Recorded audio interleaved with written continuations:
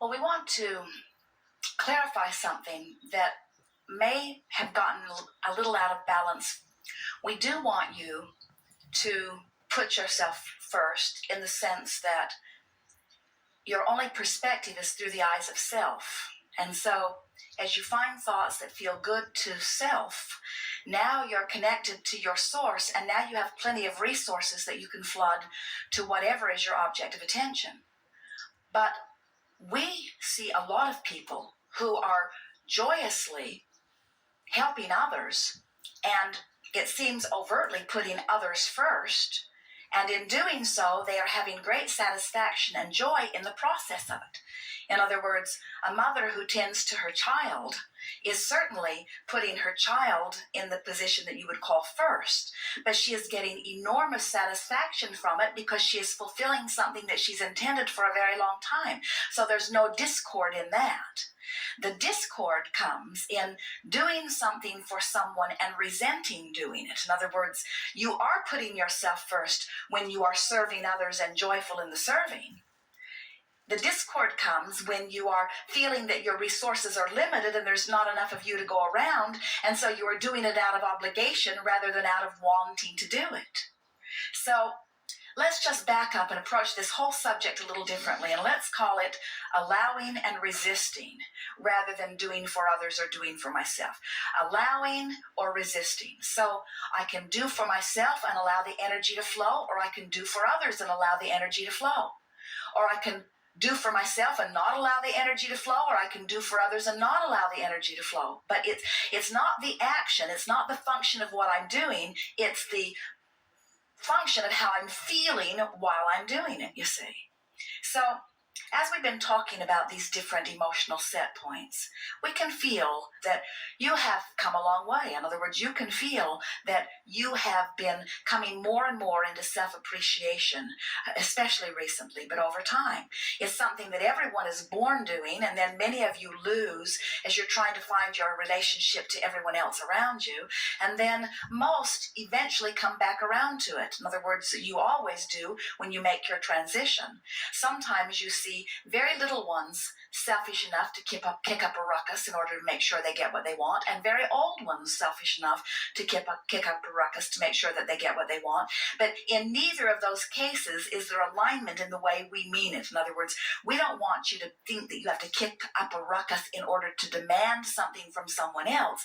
We want you to understand that the entire universe is ready to comply with you. You just have to find the balance that lets the universe comply. And so the way you do this, the way you selfishly put yourself back in the place that you allow well-being to flow to you in the way you deserve and in the way that is absolutely normal, is just through trial and error. In other words, you throw some fits and see where it gets you. And you soften and appreciate and see where that gets you. In other words, it truly is person by person, subject by subject, just feeling your way until you feel it click into place. It really, really is that. So we can't give you one process or even one way of approaching this, because there are lots of different subjects in your experience that might require a little different response from you, because on some subjects your vibration on the emotional scale is way up here in appreciation. On other subjects it's over here in fear. In some subjects it's over here in a feeling of overwhelmment. In some subjects it's all the way up here in ecstasy and joy and satisfaction. And so there's no one way. You just got to pick a subject and then talk about it with one thing in mind as you've got your ear to the ground. How can I approach this subject, which must be important to me because it keeps coming up, in a way that feels increasingly better?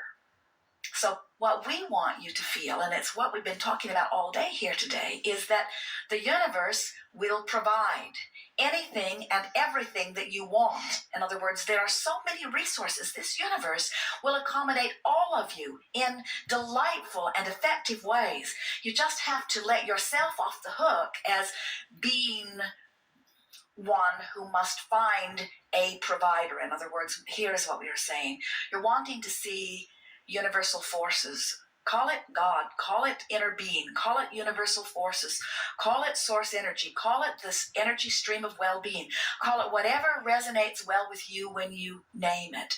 But try to accept that it will always provide for you. In other words, if you could resist the temptation to explain how far you've come. Now, we know there is some sense of satisfaction in that, because especially if you're here and you want to be someplace different, sometimes it is satisfying to say, well, look how far I've come.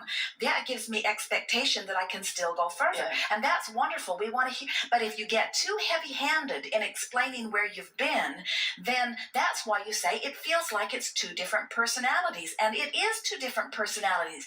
There's the connected you and the disconnected you. Those are too strong of words, because you're never disconnected, but there's the more allowing of who you are, you, and there's the less allowing of who you are, you see.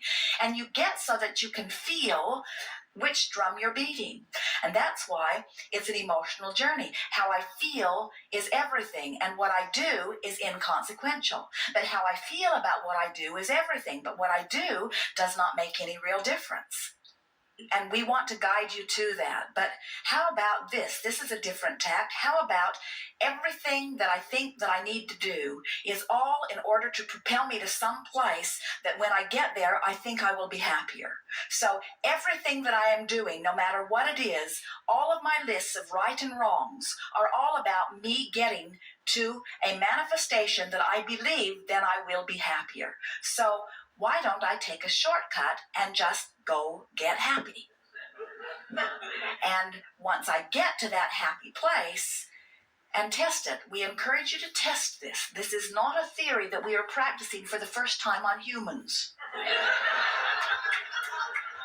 This is the way the universe operates. In other words, everything about law of attraction and this inclusion-based universe is about this. And the happier you are, the more you allow all of the things that you've been saying you want, you see. So we have an assignment for you. We want you to please you first. And we want you to tell everyone else to take a flying leap.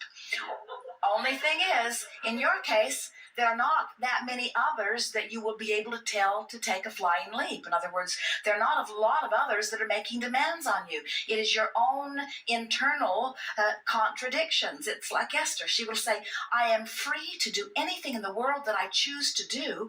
For me to ever be in a moment of complaining is as screwy as it gets, because I'm in charge of everything about my life experience. And we say, yes, but you have these habits of thoughts that are carryovers from when you didn't believe that you were in charge of everything. And you sort of have to release them just one triumphant whoosh at a time. Yes.